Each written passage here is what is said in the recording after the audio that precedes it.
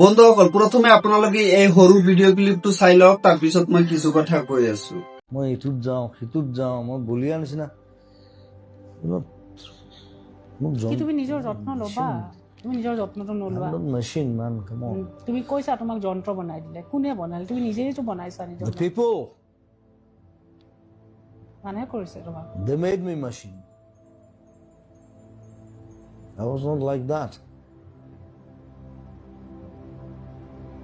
কিয় কেনেকৈ? সেইকাৰণে মোক খং উঠে নহয়।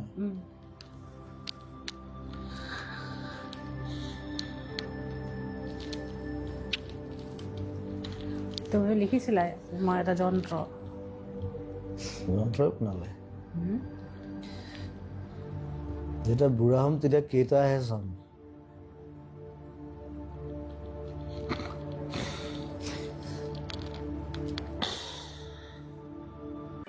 বন্ধুসকল আপোনালোকে ভিডিঅ' ক্লিপটো চাই কি বুজি পালে? জুবিন দাই বাৰু আগৰ পৰাই গম পাই আছিল নেকি তাক যন্ত্ৰৰ নিচিনা ব্যৱহাৰ কৰা হৈ আছে?